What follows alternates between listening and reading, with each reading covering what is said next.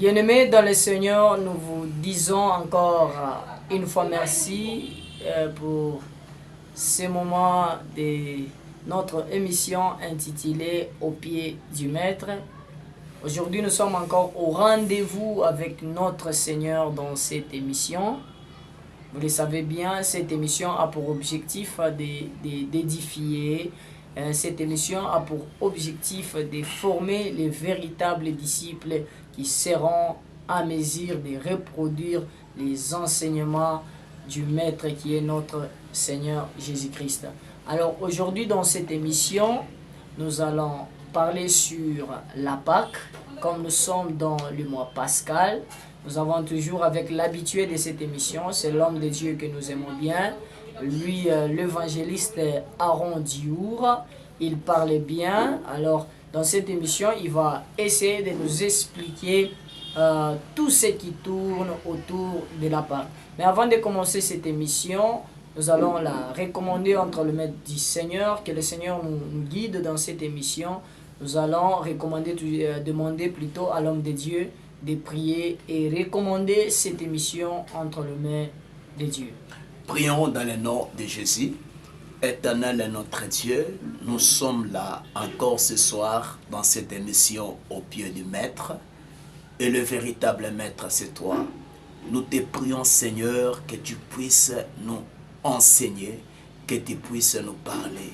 Car ta parole nous dit, vous connaîtrez la vérité et la vérité vous affranchira.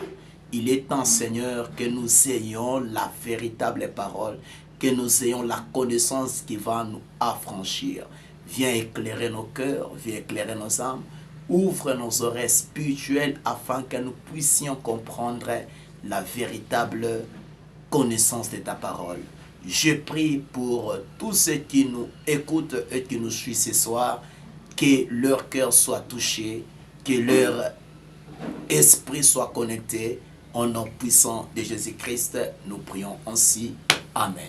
Amen. Vous pouvez dire Amen là où vous êtes. Alors, tout ce que je peux vous demander, serrez vos ceintures, prenez vos carnets, prenez vos stylos, vous allez écrire tout ce que l'homme de Dieu a préparé pour nous. On a toujours eu l'habitude de dire, les paroles s'envolent, mais les écrits restent. Alors, dans cette émission, je vais vous demander de prendre vos stylos, de prendre vos carnets pour écrire. Alors sans plus tarder, parce que nous avons peu de minutes pour cette émission, l'homme de Dieu, nous sommes ici aujourd'hui dans cette émission pour parler sur la Pâque. Parce que nous sommes dans le mois pascal. Il y a de ces gens-là qui ne savent absolument rien sur la Pâque. Ils ont besoin d'être édifiés. Alors sans plus tarder, nous avons des questions qui vont tourner autour de la Pâque. La première question, nous voulons d'abord savoir qu'est-ce donc la Pâque, par rapport à son origine, par rapport d'abord à ces mots Pâque. Merci beaucoup pour la question. Donc la Pâque, c'est une fête que les enfants d'Israël célébraient. Et la Pâque, c'est parmi les 7 fêtes que l'Éternel Dieu avait instituées pour les enfants d'Israël. Et parmi ces 7 fêtes, la Pâque, c'est la première fête. Et la Pâque, pour les enfants d'Israël, c'est une fête qui commémorait leur délivrance en Égypte. Je pense qu'en bref, c'est ça, la Pâque pour les enfants d'Israël. Donc la Pâque, c'est la fête qui commémorait leur délivrance sous l'esclavage du roi Pharaon en Égypte. Ok, vous avez bien compris d'une manière brève que l'homme de Dieu nous a expliqué la Pâque. Il a dit la Pâque c'est une fête que le Juif était en train de commémorer. Il a dit il y a plusieurs fêtes, mais nous nous intéressons dans cette émission beaucoup plus d'abord sur la Pâque. C'est une fête que Dieu a instaurée dans l'objectif de délivrer les enfants d'Israël. Alors l'homme de Dieu, nous continuons avec les séries de questions. Notre deuxième question est de savoir l'importance de cette fête des Pâques. Pourquoi est-ce que Dieu a instauré cette fête des Pâques? Quel est son impact sur la vie des enfants d'Israël et dans l'ère actuelle? Merci beaucoup pour cette belle question. C'est une question qui est très importante pour nous le chrétien d'aujourd'hui. Oui. Donc, expliquer la Pâque d'une manière littérale, ça n'aura pas de l'importance pour nous les chrétiens d'aujourd'hui, Ok. parce que c'est tout comme une fête, comme nous les Congolais, nous fêtons notre indépendance. Oui. Donc, c'est une fête. Alors, pour les enfants d'Israël aussi, la Pâque, c'était une fête pour leur indépendance, donc Oui. pour leur délivrance. Oui. Donc, pour eux, lorsqu'ils fêtent la fête de la Pâque, ils se souviennent la manière dont Dieu les a délivrés dans l'esclavagisme. Oui. Mais ce n'est pas le cas pour nous les chrétiens d'aujourd'hui. Oui. Pour nous les chrétiens d'aujourd'hui, notre manière de fêter la Pâque est centrée sur la personne de qui? De Jésus-Christ. Ok. Et nous fêtons la Pâque comme étant le souvenir à laquelle Jésus nous a sauvés, nous a délivrés dans la vie du péché. Parce que la Pâque, pour nous, c'est notre salut. Ok. Donc, pour nous, les chrétiens d'aujourd'hui, nous devons célébrer la Pâque en mémoire de ce que Jésus-Christ a fait à la croix de Ok. Golgotha. Amen. Parce que c'est Jésus-Christ qui est notre Pâque. Merci beaucoup. Amen. En tout cas, nous sommes vraiment bénis et édifiés dans cette émission. Pour nous, la fête des Pâques, nous ne nous souviendrons plus de ce que Dieu, par rapport à ce que les enfants d'Israël, pour eux, la fête des Pâques, ils se souviennent de ce que Dieu a fait en Égypte. Il les a délivrés sous la puissance des pharaons. Mais pour nous, les chrétiens, ce n'est pas le cas. Pour nous, lorsque nous célébrons la fête des Pâques, nous sommes en train de nous rappeler de la manière dont Dieu nous a tirés dans le péché, de la manière dont Dieu nous a délivrés sous la puissance du péché par la croix de notre Seigneur Jésus-Christ. En tout cas, cette émission, c'est pour toi, cette émission, c'est pour moi. My God. C'est une émission qui est en train de nous édifier et de nous fortifier dans la foi. Alors, l'homme de Dieu, si nous lisons dans Exode chapitre 12, je pense que vous avez votre Bible là-bas, dans Exode chapitre 12, tu veux commencer dans le 3e verset. Je ne sais pas si on peut lire ces passages, parce que nous avons quelques questions qui cadrent avec ces passages bibliques. Si vous avez votre Bible à la maison, vous pouvez prendre l'Exode chapitre 12, juste le 3e verset, jusqu'à 5. Je pense qu'on peut les lire en des dieux. Oh, sans problème. Oui, Exode chapitre 12. On commence dans le 3e verset. Exode 12, Oui. 3e verset. La Bible nous dit ceci. Bon, c'est mieux de commencer seulement dans le 1er verset. L'Éternel dit à Moïse et à Aaron, dans le pays d'Égypte, ce mois-ci sera pour vous le premier des mois. Il sera pour vous le premier des mois de l'année. Parlez à toute l'assemblée d'Israël et dites, le 10e jour de ce mois, on prendra un agneau pour chaque famille, un agneau pour chaque maison. Et si la maison est trop peu nombreuse, pour un agneau, on le prendra avec son plus proche voisin, selon le nombre de personnes que vous compterez pour cet agneau, d'après ce que chacun peut manger. Alors, notre question, homme de Dieu, se trouve ici. Nous voulons d'abord savoir pourquoi est-ce que Dieu, je pense que c'est dans le 6e verset, dans le 7e plutôt, pourquoi est-ce que Dieu a demandé aux enfants d'Israël de prendre un agneau sans défaut, un agneau mâle et âgé d'1 an. Wow. Pourquoi Dieu a demandé aux enfants d'Israël de prendre un agneau mâle sans défaut?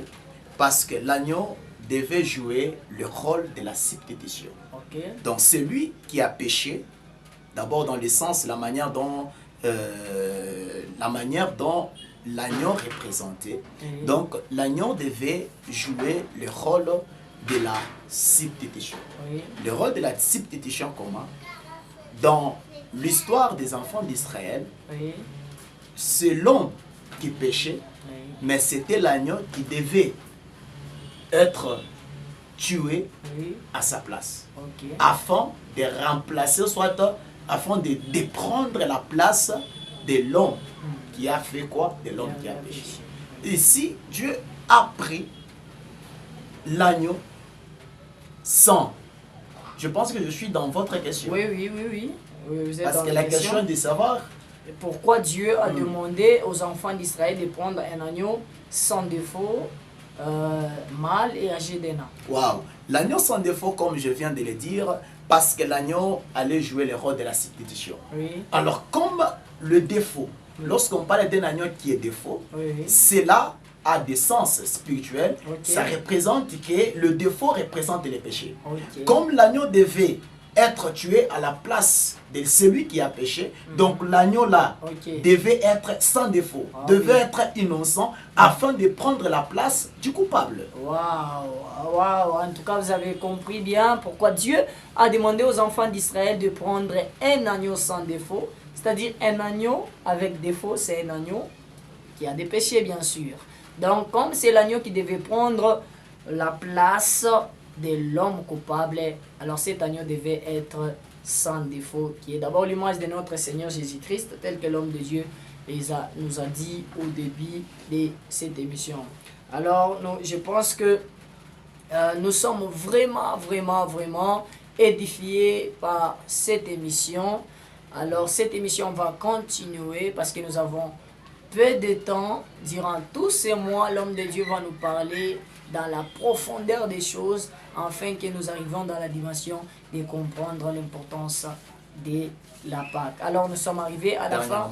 Oui, nous sommes arrivés à la fin de cette émission. Alors, nous allons demander à l'homme de Dieu son dernier mot par rapport à cette émission et par rapport à ceux qui sont en train de nous suivre partout dans le monde et sur Internet et dans la vie. On peut juste ajouter que la fête de la Pâque, pour nous, le chrétien d'aujourd'hui, c'est que nous devons comprendre, pour les enfants d'Israël, c'était la mort d'un agneau, Oui. mais pour nous, c'est la mort d'un animal qui est homme, Jésus-Christ de Nazareth. Ok. L'agneau de Dieu qui a pris la place de nos péchés. Alléluia. Il est mort à la croix pour toi qui Oui. me suis ce soir. Ok. Il est mort à la croix pour moi. Amen. Donc Jésus-Christ, il est notre agneau pascal. Oui. Donc lorsque nous fêtons cette fête de la Pâque, nous commémorons, nous nous souvenons de ce que Jésus-Christ a fait à la croix de Golgotha. Amen. Parce que l'agneau sans défaut, c'est Jésus-Christ. Amen. Il n'y a que Jésus qui n'avait pas de péché. Amen. Ni le péché originel d'Adam, ni le péché comme étant acte. Jésus, il était sans péché. Il était sans défaut. Alléluia. Donc pour terminer, notre Pâque pour nous, c'est Jésus-Christ de Nazareth. Que Dieu vous Est-ce que bénisse. tu peux acclamer là où tu es? En tout cas, que le Seigneur Dieu nous bénisse car Jésus-Christ, il est notre Pâque. Il a pris notre place.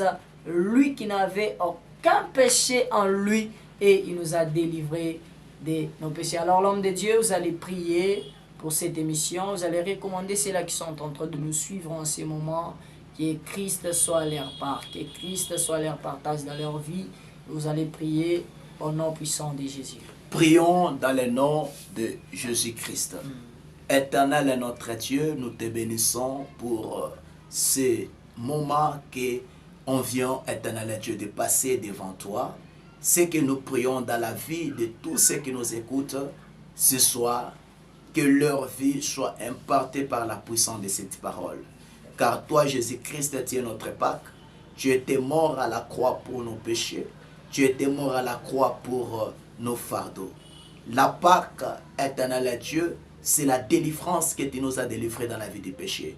Viens nous délivrer dans cette vie. Viens nous donner la victoire afin de surmonter la vie des péchés. Je prie pour quiconque nous écoute ce soir. Communique-lui la puissance de surmonter la vie des péchés. Communique-lui la puissance d'être délivré sous la domination du diable. Au nom puissant de Jésus. Pour toi, tu vis dans le péché. Je déclare ce soir que la puissance de la Pâque, que la puissance de la croix puisse te délivrer dans le nom puissant de Jésus-Christ.